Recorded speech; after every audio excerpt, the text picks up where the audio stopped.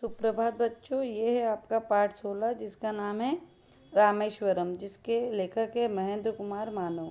ठीक है, आइए हम इस पाठ का सारांश समझ लेते हैं, जो कि इस प्रकार से है। यात्रा वृत्तांत पर आधारित यह पाठ रामेश्वर धाम की जानकारी देता है। रामेश्वर मंदिर की ऐतिहासिकता और वहाँ शिल्पकला का वर्णन है। यहाँ पर रेल से की गई यात्रा का वर्णन है।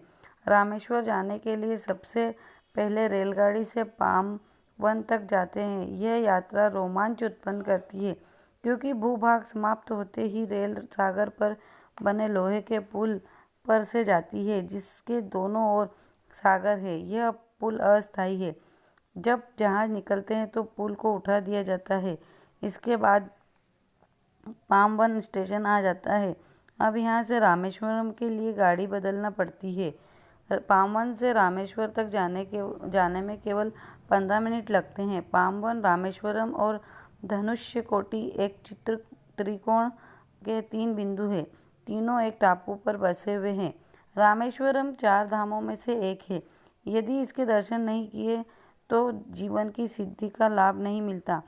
मंदिर में प्रवेश करते ही 4000 फुट लंबी दालानों में से आगे बढ़ा जाता है। मंदिर का घेरा चतुष्कोण के आकार का है, जिसका फैलाव 650 फुट व 1000 फुट है।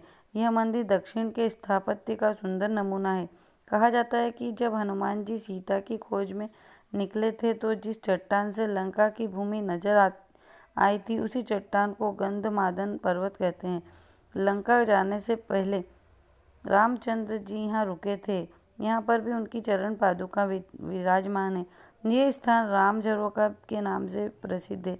रामेश्वर के समीप में ही लक्ष्मण तीर्थ, राम तीर्थ और सीता तीर्थ है।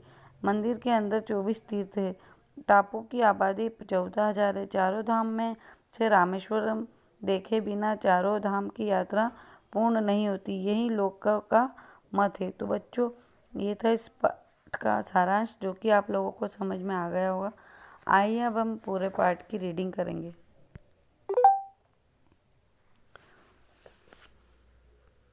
18 मई को प्रातःकाल हमारी ट्रेन पामनाव की ओर बढ़ी जा रही थी।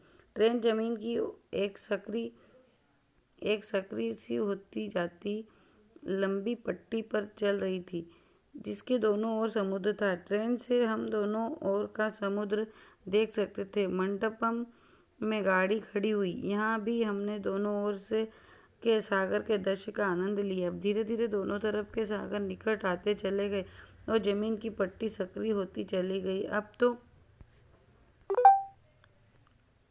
केवल रेल की पटरी बची थी और इसके दोनों ओर सागर था। लीजिए, पटरी भी खत्म हो गई। आगे सागर ही सागर था, लेकिन तब भी हमारी ट्रेन रुकी नहीं, चलती ही रही। अब ट्रेन जमीन पर नहीं थी, सागर पर चल रही थी। लोहे के बने पुल के सहारे यह पामवन का पुल है और समुद्र का बांधा गवा है। ट्रेन के दरवाजे बाहर की ओर खुलते थे, इसलिए मंडपम में ट्रेन के सब दरवाजे चाबी द्वारा बंद कर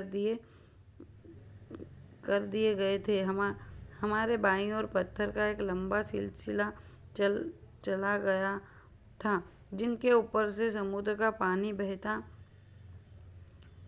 था, परंतु पानी के नीचे पत्थर साफ दिखाई पड़ते थे। कोई पत्थर पानी के ऊपर भी थे। भूमि पीछे छूट गई थी। यह पत्थर उसकी निशानी बता रहे थे। सबको अपने जीवन से मोह होता है। छिपकली की पूंछ कट जाने पर भी यह पूंछ जीवन के वियोग में घबराती रहती है। जब मनुष्य मरने लगता है तो अपने विगत जीवन को